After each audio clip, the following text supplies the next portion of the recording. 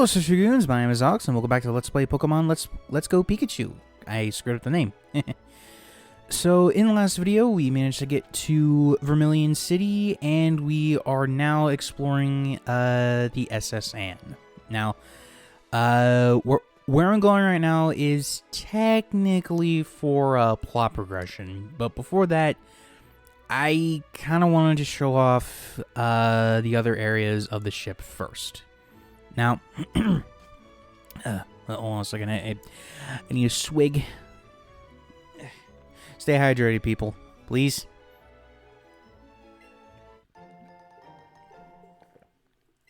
Okay, sorry about that. Now,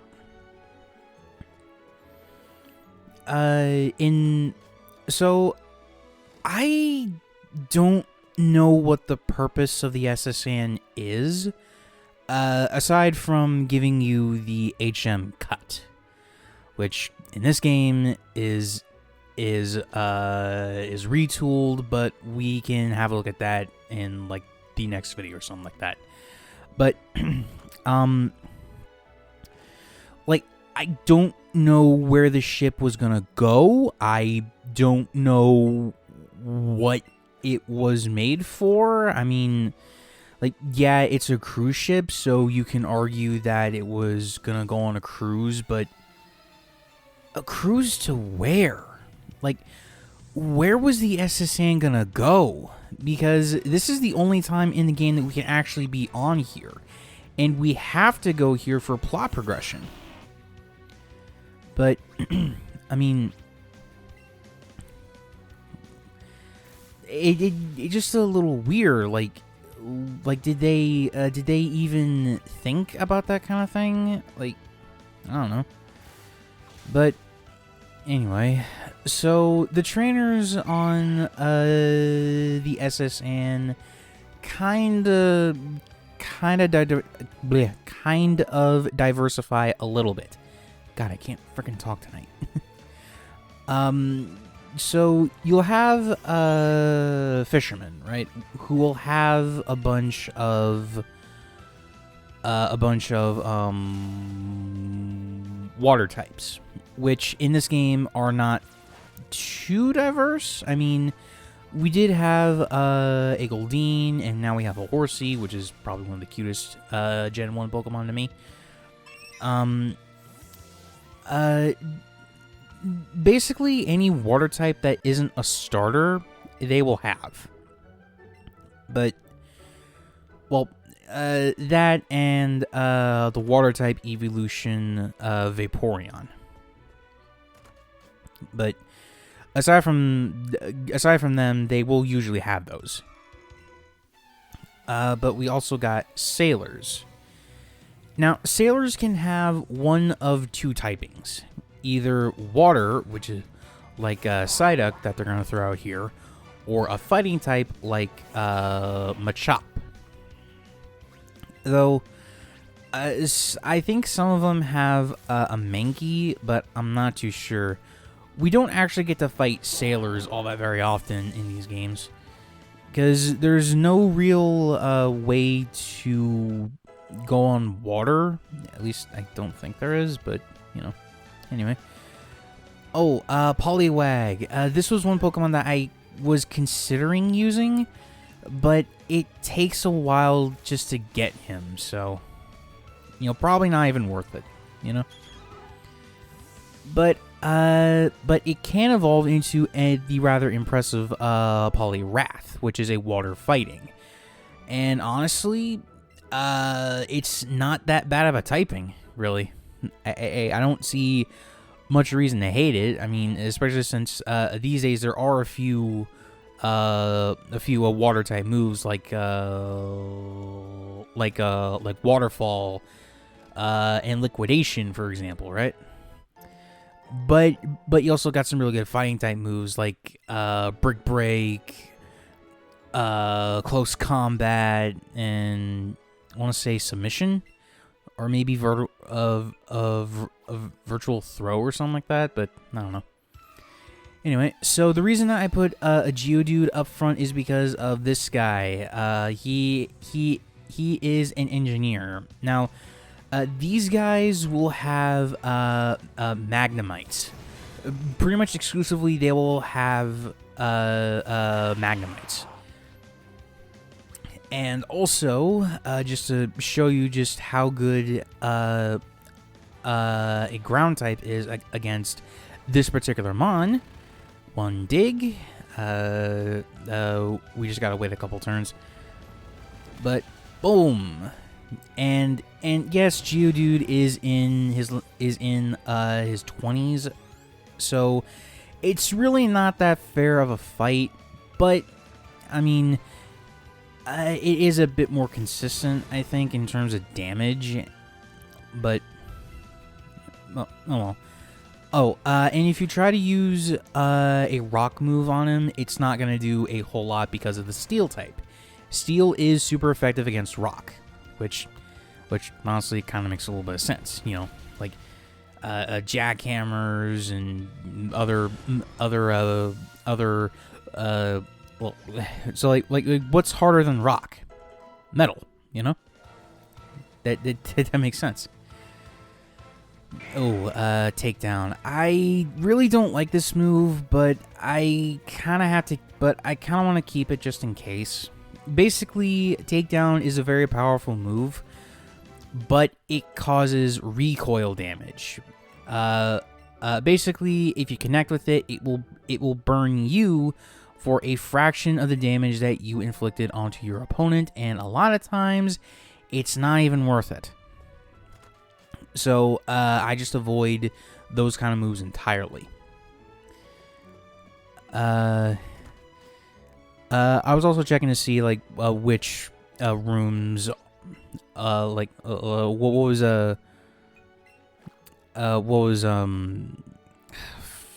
frick, I lost my train of thought. I'm sorry, guys.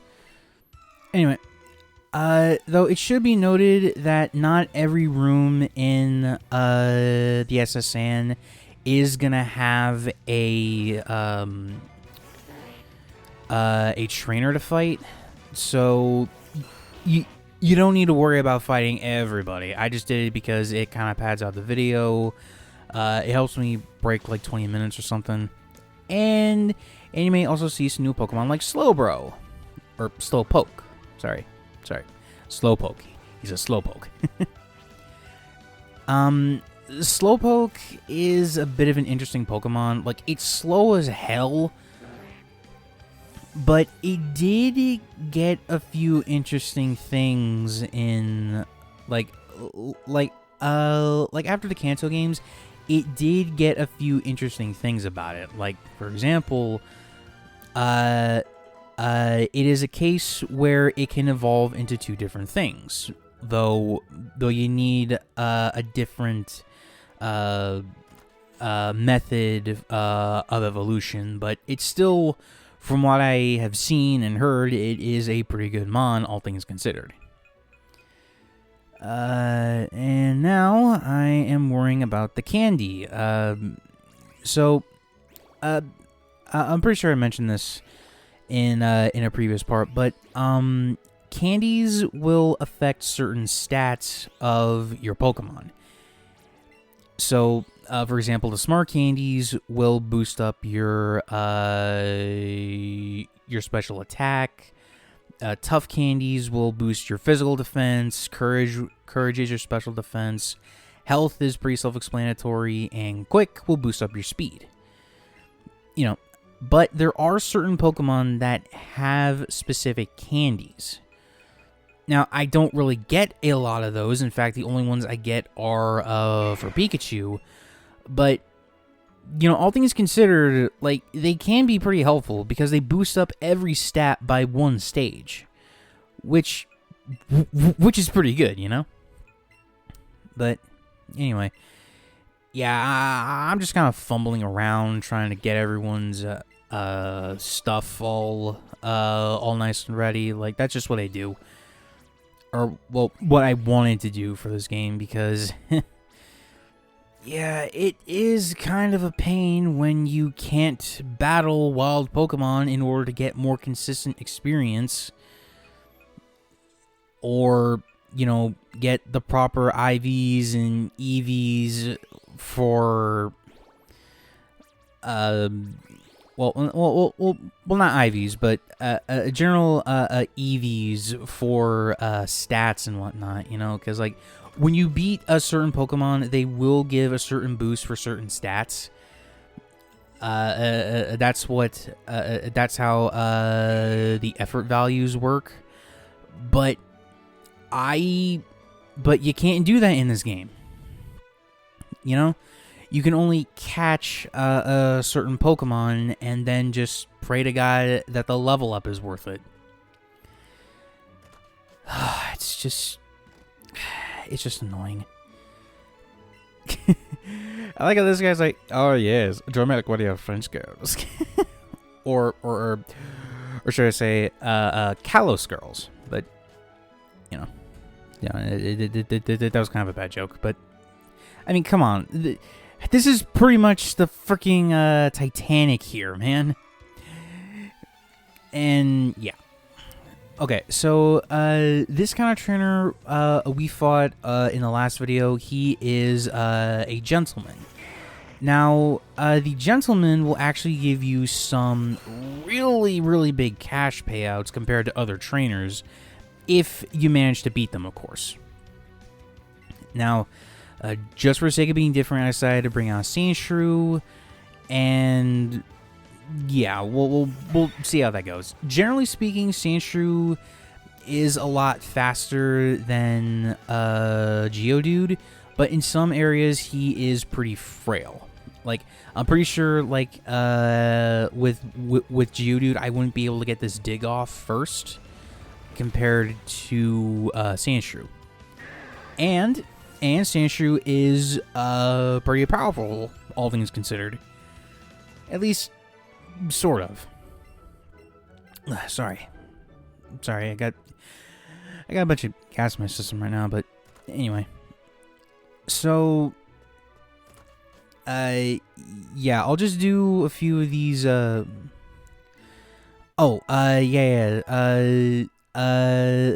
healing room in the SSN, I believe. Now, I know there was one in Generation 3, which was Fire Red and Leaf Green. I know that for sure. But I don't know if the original Red and Blue had this. I don't know. Also, that was just a lazy cunt in that last room.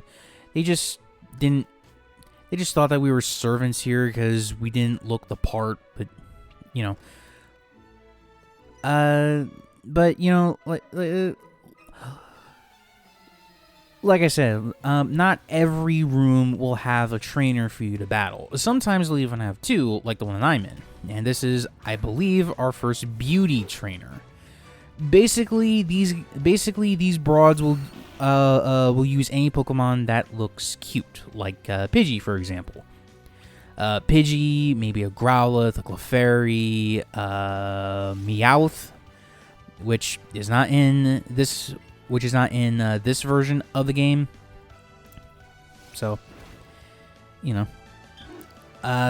Okay. So, yeah, it's not very very difficult. Plus, I think there is a. Plus, I think you're seeing the level curve for the trainers here, which actually gets into a bit of a problem that I have with the game involving trainers during gyms and just out in the open world, you know? So the trainers in the gyms are around the same level as the gym leader. Okay, that's fine.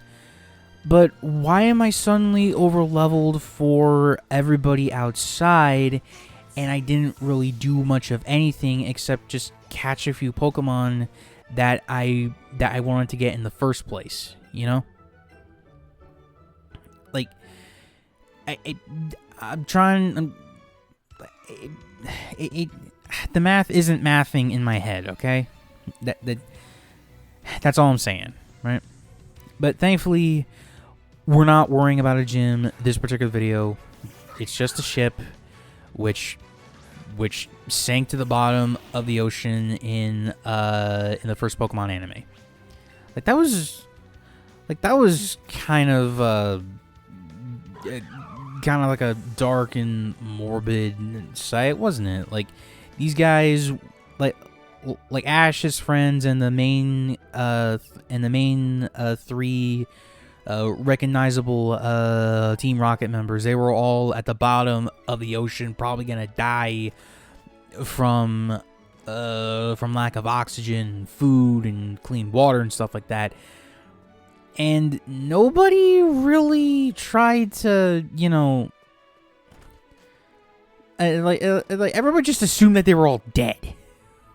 Like, what the fuck, man? But, it's fine, Everybody got out. They all lived, And like, I kind of appreciate what the anime did for this place. It's like they gave this cruise a bit of a purpose, but But I mean, like beggars can't be choosers and all that, But anyway, right. I did promise that I would talk about this little thing here. So the SSN is home to a very sad theory. Okay. So our rival, Blue. Well, okay, sorry. In the original games, Blue, right?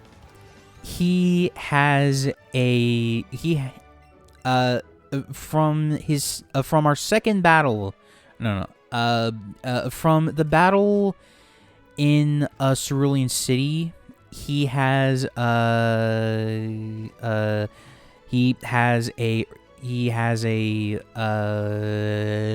Rattata, right? Sorry, I couldn't think of the words for a minute. But anyway, he has a Rattata, and the next time that we see him after that is here on the ship. Now, after this particular fight, after the fight on this ship, right? Blue does not have Raticate in his party anymore. Now, a lot of fans have agreed. Well, I shouldn't say agreed. A lot of fans speculate that it was that Raticate actually died. Now, it's not on here where we can find the proof of that. The proof is in our next battle with our rival after the SSN. So there's a location called Lavender Town, right? Which is home to the Pokemon Tower, which is a grave site for dead Pokemon. And is, by the way, the only place in the game where you can catch a ghost type. The only place. But, anyway. Yeah, Blue in the original games and the Gen 3 remakes, that was fucking Raticate being off the team in a place where, there's dead Pokemon everywhere. It's like, yeah, that kind of makes that makes way too much sense if you really think about it.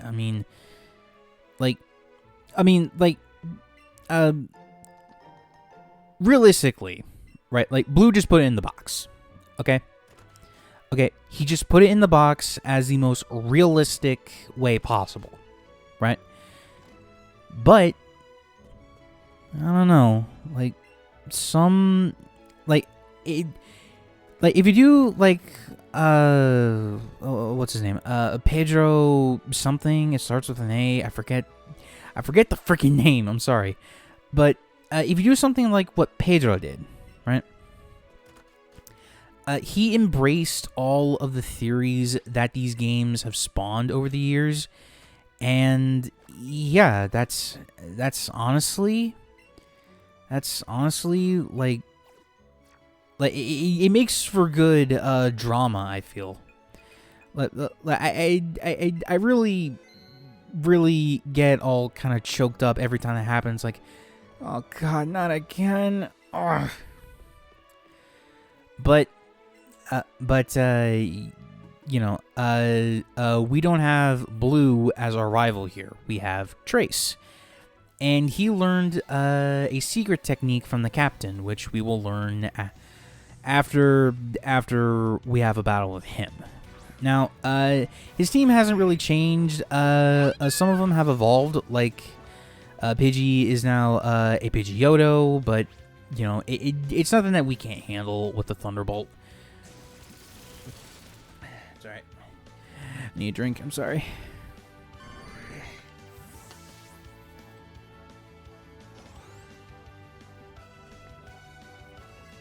Pardon me. Yeah, Eevee has not evolved yet because Eevee needs a few. Because Eevee needs special stones in order to evolve in this game because there are no friendship evolutions. So you can't have an Espeon, and you certainly cannot have an Umbreon. No matter how hard you try. Okay.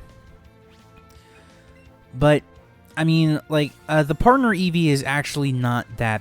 It is actually pretty good. In fact, I think it might be a little bit better than Pikachu in some instances because it can learn a Fairy-type move, which I forget what it's called. And generally just learns a lot of the same coverage as Pikachu can. But you know, it's to each their own. They're basically the same game, minus a few Pokemon in certain areas and stuff. But you know, and now we're gonna give Roxy her first battle. Well, I say the first battle. I think it's the second one, but anyway. So Oddish, it's pretty close to evolving. Unfortunately, we are too underleveled for this thing. And Acid can lower our special defense. So a smarter thing to do is to go in with Brute Root, because a poison doesn't work well on poison, and grass is immune to itself. At least I think that's how it works in here. Yeah, it doesn't work. So just spam Headbutt with this dude. It's not the end of the world if he tanks a few hits or not. Like, see, like I hate it when that happens. Oh, and if you try to use a move like Leech Seed, it's not really gonna work on a grass type. From Gen 3 onward, it doesn't do that. But you know, or actually, I think. Was that always the case? I don't remember. So, please, comment section, please. If you somehow managed to watch this far into my ramblings about the fucking trainers, the SSN, and all that stuff. But anyway, so now that Trace has been defeated, we can go up to the captain. And get our hidden technique, as this game calls it.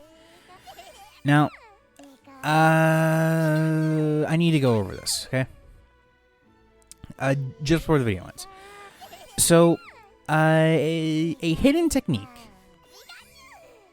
is essentially a streamlined version of. Oh, sorry. Ugh. I really couldn't hold that in any longer, could I? So, a hidden technique is a streamlined version of a of a hidden machine from the first 5 generations. These are moves that you could teach to certain Pokemon. However, they could not be unlearned. Once they were learned, that's it. And for some, it kind of sucked because ones like Cut are not very good. Neither. I don't think Rock Climb was. No. Rock Climb was decent, I think. Surf was actually pretty good, along with Waterfall and Strength. But Whirlpool, no. Rock Smash, it did have the benefit of lowering physical defense, but that was about it. It wasn't very powerful or anything like that, so... Defog, I believe, was just a status move for something that didn't really work half the time. And, I mean, Fly had its benefits, but also its drawbacks. So, thankfully for this one, we only need, like, 4. This is the first one being Cut. Now, trees like the one in that corner over there, we can cut down with our partner Pokemon. Now, this was a streamline bit that I mentioned earlier. Your partner will want to learn these moves in order to help you get around the world. Which, I mean, like, if you're looking at this through a realistic eye, you know, they, why doesn't your character have, like, tools and stuff in order to get around the world? Well, the thing is, in some of the original concepts for the games, at least, Jesus Christ, phone, sorry, at least back in the Game Boy era, they did at least have plans for that, but I don't really remember what was going on at the time. Maybe it was time restraints, budget concerns. I don't really know. But anyway, I think that'll do it for now, guys. yeah. It's getting a little late here for me. So, if you enjoyed the video, please be sure to leave a like, comment down below, and if you're new around here, please subscribe to the channel. We are on the road to 1,000 subscribers. So, until next time, Social Goons, remember, reach for the stars.